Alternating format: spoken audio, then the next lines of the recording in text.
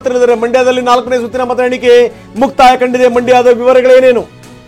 4ನೇ ಸುತ್ತಿನಲ್ಲೂ ಕೂಡ ಎಚ್.ಡಿ. ಕುಮಾರಸ್ವಾಮಿ ಮುನ್ನಡೆ. ಎಸ್, ಗಮನಿಸಬೇಕಾದಂತ ಸಂಗತಿ, 4ನೇ ಸುತ್ತಿನಂತಕ್ಕೆ 76,000 ಮತಗಳ ಮುನ್ನಡೆ. ಇದೇ ಕಾಂಬಿನೇಷನ್ ಹೆಂಗೆ ಅಂತಂದ್ರೆ ಇದು ಕಂಟಿನ್ಯೂ ಆಗಬೇಕು. ಬೆಂಗಳೂರು ಗ್ರಾಮಾಂತರದಿಂದ ಆ ಕಡೆಗೆ ಮಂಡ್ಯ ತನಕ ಹೋಗಬೇಕು. ಅದೇ ಇದ್ದಿದ್ದು ಉದ್ದೇಶ. ಎಕ್ಸಾಕ್ಟ್ಲಿ. ಅಲ್ಲಿಂದ ಮೈಸೂರಿಗೆ ಹೋಗಬೇಕು. ಎಕ್ಸಾಕ್ಟ್ಲಿ. ಸೊ ಇದು ಬಹುಶಃ ನನಗನ್ನಿಸ್ತಾ ಇದೆ ಇದೇನು ಈ ಸೂತ್ರ ಇದೆಯಲ್ಲ, ಇದು ಕ್ಲಿಕ್ ಆಗ್ತಾ ಇದೆ ಇದು ಅಂತ. ಇವರಿಬ್ರು ಕಾಂಬಿನೇಷನ್. ಇದೇ ಕಳೆದ ಬಾರಿ ಕಾಂಗ್ರೆಸ್ 21, ಜೆಡಿಎಸ್ 7 ಕ್ಷೇತ್ರಗಳಲ್ಲಿ ನಿಂತಿತ್ತು, ಅದು ಸಾಧ್ಯ ಆಗಿರ್ಲಿಲ್ಲ. ಬಟ್ ಈ ಕಾಂಬಿನೇಷನ್ ವರ್ಕೌಟ್ ಆದಂಗೆ ಕಂಡು. ಒಡಿಶಾ ವಿಧಾನಸಭೆ ಚುನಾವಣೆಯಲ್ಲಿ ಬಿಜೆಪಿಗೆ ಮುನ್ನಡೆ, 27 ಕ್ಷೇತ್ರಗಳ ಮುನ್ನಡೆಯನ್ನ ಸಾಧಿಸಿದೆ ಬಿಜೆಪಿ. ಈ ಬಾರಿ ಒಡಿಶಾದಲ್ಲಿ ಐತಿಹಾಸಿಕ ಸಾಧನೆ ಮಾಡುವಂತ ನಿಟ್ಟಿನಲ್ಲಿ ಬಿಜೆಪಿ ಮುನ್ನುಗ್ತಾ ಇದೆ ಅನ್ನುವಂಥದ್ದನ್ನು ಸಮೀಕ್ಷೆಗಳು ಹೇಳ್ತಾ ಇದ್ವು. ಬಿಜೆಡಿ ಸತತವಾಗಿ 25 ವರ್ಷಗಳಿಂದ ಸರ್ಕಾರ ನಡೆಸ್ಕೊಂಡು ಬರ್ತಾ ಇರುವಂತಹ ನವೀನ್ ಪಟ್ನಾಯಕ್ ಅವರಿಗೆ ಈ ಬಾರಿ ಏನಾದ್ರು ಹಿನ್ನಡೆ ಇದೆಯಾ? ಆರಂಭಿಕ ಹಂತದಲ್ಲಿ 27 ಕ್ಷೇತ್ರದಲ್ಲಿ ಬಿಜೆಪಿ ಮುನ್ನಡೆಯನ್ನ ಸಾಧಿಸಿದೆ. ಇದು ನಾವು ವಿಧಾನಸಭೆ ಚುನಾವಣೆಗೆ ಹೇಳ್ತಾ ಇರುವಂತದ್ದು, ಅಸೆಂಬ್ಲಿ ರಿಸಲ್ಟ್ ಇದು.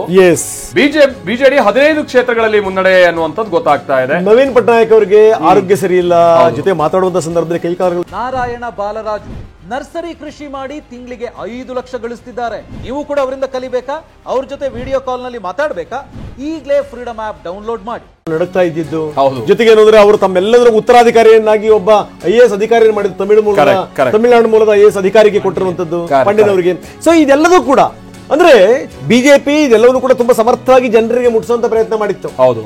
ಮತ್ತೆ ಕಾಂಗ್ರೆಸ್ ಆಲ್ರೆಡಿ ಬಿದ್ದೋಗಾಗಿದೆ. ಜೊತೆಗೆ ಏನು ಅಂತಂದ್ರೆ ಹಿಂದೆ ಇದು NDA ಮೈತ್ರಿಕೂಟದ ಒಂದು ಭಾಗ. ಹೌದು, ನಾವು ತೋರಿಸ್ತಾ ಇದೀವಿ ಒಡಿಶಾ ಫಲಿತಾಂಶ. NDA 13, ಇದು ಲೋಕಸಭೆ. ಹೌದು. 2 ಕ್ಷೇತ್ರಗಳಲ್ಲಿ ಕಾಂಗ್ರೆಸ್ ಅಭ್ಯರ್ಥಿಗಳು, ಇನ್ನು 5 ಕಡೆಗೆ ಬಿಜೆಡಿ 5 ಕ್ಷೇತ್ರಗಳಲ್ಲಿ. ಸೊ ನಾವು ನೋಡ್ತಾ ಇದೀವಿ, ಇಲ್ಲೂ ಕೂಡ ಬಿಜೆಪಿ ಬಹಳ ಮುನ್ನಡೆಯಲ್ಲಿದೆ. ಒಡಿಶಾದ ವಿವರಗಳನ್ನ ನಾವು ನಿಮಗೆ ಕೊಡ್ತಾ ಇದೀವಿ. 13 ಕ್ಷೇತ್ರದಲ್ಲಿ NDA ಅಭ್ಯರ್ಥಿಗಳು, 13 ಕ್ಷೇತ್ರಗಳಲ್ಲಿ ಕಳೆದ ಬಾರಿ 8 ಗೆದ್ದಿದ್ದು. ಕಳೆದ ಬಾರಿ 8. ಮಂಡ್ಯದಲ್ಲಿ 4ನೇ ಸುತ್ತಿನ ಮತ ಎಣಿಕೆ ಮುಕ್ತಾಯ ಕಂಡಿದೆ. ಮಂಡ್ಯದ ವಿವರಗಳೇನೇನು? ಎಚ್.ಡಿ. ಕುಮಾರಸ್ವಾಮಿ 4ನೇ ಸುತ್ತಿನಲ್ಲೂ ಕೂಡ ಮುನ್ನಡೆಯನ್ನ ಕಾಣ್ತಾ ಇದ್ದಾರೆ. 4ನೇ ಸುತ್ತಿನ ಅಂತ್ಯಕ್ಕೆ 76,000 ಮತಗಳ ಮುನ್ನಡೆ. 76,000. ಮೈಸೂರಿನಲ್ಲಿ ಯದುವೀರ್ಗೆ ಭರ್ಜರಿ ಮುನ್ನಡೆ. 35,467 ಮತಗಳಿಂದ ಯದುವೀರ್ ಮುನ್ನಡೆಯನ್ನು ನೋಡ್ತಾ ಇದ್ದಾರೆ. ದಾವಣಗೆರೆಯ ದಂಗಲ್ ಬಹಳ ರೋಚಕ ತಿರುವನ್ನ ಪಡ್ಕೊಂಡಿದೆ. ಕ್ಷಣಕ್ಕೂ ಅಲ್ಲಿ ಹಾವು ಏಣಿ ಆಟ ನಡೀತಾ ಇದೆ. ಈಗೇನಾಗಿದೆ? ಪ್ರಭಾ ಮಲ್ಲಿಕಾರ್ಜುನ್ ಮತ್ತೆ ಮುನ್ನಡೆಯನ್ನು ನೋಡಿದ್ದಾರೆ. ಪ್ರಭಾ ಮಲ್ಲಿಕಾರ್ಜುನ್ 3,112 ಮತಗಳು. ಬಹುಶಃ ಇಲ್ಲಿ ಯಾರೇ ಗೆದ್ರು ಅಲ್ಪ ಮತಗಳ ಗೆಲುವು ಅನ್ನುವಂಥದ್ದಿತ್ತಲ್ಲ, ಅಲ್ಪ ಅಂತರದ ಗೆಲುವು ಅಂತ ಅದೇ ರೀತಿಯಾಗಿ ಸಾಗ್ತಾ ಇದೆ. ಹೇಗೆ 4 ಸುತ್ತಿನ ತನಕ ಬಿಜೆಪಿ ಮುನ್ನಡೆಯಲ್ಲಿತ್ತು. 5ನೇ ಸುತ್ತಿನಲ್ಲಿ ಬಿಜೆಪಿಯನ್ನ ಕಾಂಗ್ರೆಸ್ ಹಿಂದಿಕ್ಕಿದೆ.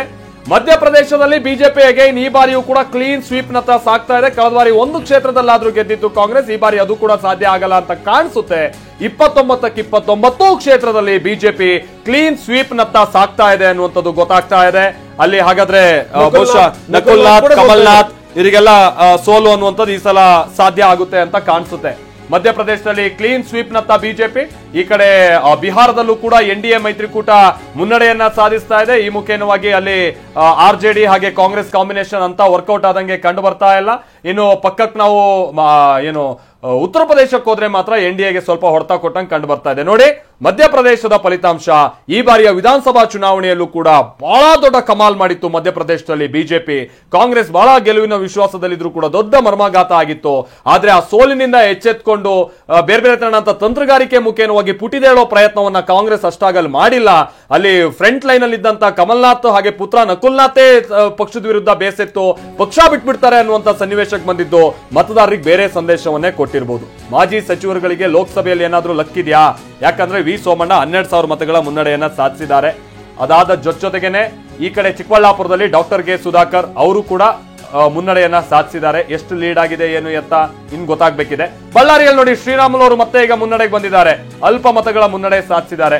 ಉತ್ತರ ಕನ್ನಡದಲ್ಲಿ ನೋಡಿ, ವಿಶ್ವೇಶ್ವರ ಹೆಗಡೆ ಕಾಗೇರಿ ಅವರು 76,000 ಮತಗಳ ಮುನ್ನಡೆಯನ್ನ ಸಾಧಿಸ್ತಾ ಇದ್ದಾರೆ. ಚಿತ್ರದುರ್ಗದಲ್ಲಿ ಗೋವಿಂದ್ ಕಾರಜೋಳ 5 ಸಚಿವರುಗಳು, ಮಾಜಿ ಸಚಿವರುಗಳು ವಿಚಾರ ನಾವು ಹೇಳ್ತಾ ಇರೋ, ಒಬ್ರು ಸ್ಪೀಕರ್, ಸಚಿವರು, 4 ಮಂದಿ ಸಚಿವರು. ಸೊ ಅವ್ರ ಲೆಕ್ಕಕ್ಕೆ ಬಂದ್ರೆ ಎಲ್ಲರೂ ಮುನ್ನಡೆಯಲ್ಲಿರೋದು ಗೊತ್ತಾಗ್ತಾ ಇದೆ. ಎಲ್ಲೋ ಕಡೆ ಲಕ್ ಕುದುರ್ತಾ ಇದೆ. ಹೌದು. ಆದ್ರೆ ಇದು ಆರಂಭಿಕ ಮುನ್ನಡೆಗಳು ಮಾತ್ರ. ನಂತರದ ಸ್ಥಿತಿಗತಿಗಳು ಬದಲಾದ್ರೂ ಕೂಡ ಆಶ್ಚರ್ಯ ಇಲ್ಲ. ಆದ್ರೆ ಗಮನಿಸಬೇಕಾದಂತ ಒಂದು ಸಂಗತಿ ಅಂತಂದ್ರೆ ರಾಷ್ಟ್ರ ಮಟ್ಟದಲ್ಲಿ ಆಗ್ತಿರುವಂತದ್ದು 291 NDA ಬಂದ್ರೆ NDA ಮೈತ್ರಿಕೂಟ 210ಕ್ಕೆ ಬಂದಿದೆ. ಸಾಮಾನ್ಯ ಸಂಗತಿ ಅಲ್ವೇ ಅಲ್ಲ ಇದು. ಈಗ ಬಾಗಲಕೋಟೆಯಲ್ಲಿ ಗದ್ದಿಗೌಡರ ಮುನ್ನಡೆಯಲ್ಲಿದ್ದಾರೆ. ಬಾಗಲಕೋಟೆ ಇವರುಗಳು ಸಂಯುಕ್ತ ಪಾಟೀಲ್ ಹಿನ್ನಡೆ. ಸಂಯುಕ್ತ ಪಾಟೀಲ್ ಅವರು ನಿಂತ ಸಂದರ್ಭದಲ್ಲಿ ವೀಣಾ ಕಾಶಪ್ಪನವರು ದೊಡ್ಡ ಮಟ್ಟದ ಸಮರ ಸಾರ್ಬಿಟ್ಟಿದ್ರು.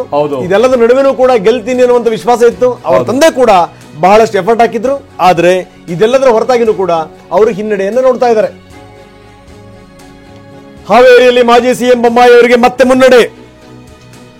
4500 ಮತಗಳಿಂದ ಬಸವರಾಜ ಬೊಮ್ಮಾಯಿ ಮುನ್ನಡೆಯನ್ನು ಕಾಣ್ತಾ ಇದ್ದಾರೆ. ಆರಂಭಿಕ 2 ಸುತ್ತಿನಲ್ಲಿ ಹಿನ್ನಡೆಯನ್ನು ಕಂಡಿದ್ರು.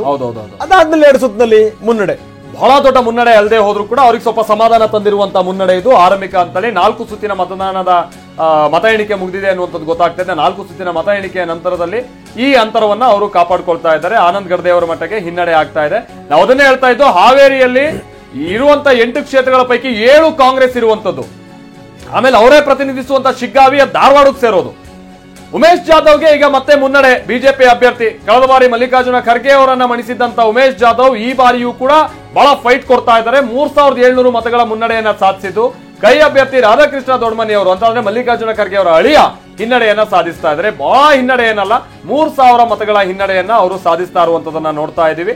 ಆ ಟ್ರೆಂಡ್ ಯಥಾ ಪ್ರಕಾರವಾಗಿ ಹೋದ್ರೆ ಇಲ್ಲಿ ಮತ್ತೆ ಈ ಬಾರಿ ಬಿಜೆಪಿಗೆ ಕಲಬುರಗಿ ಒಲಿಯುವಂತ ಚಾನ್ಸಸ್ ಇದೆ. ಈ ಟ್ರೆಂಡ್ ಏನಾದ್ರು ಮುಂದುವರ್ಕೊಂಡ್ರೆ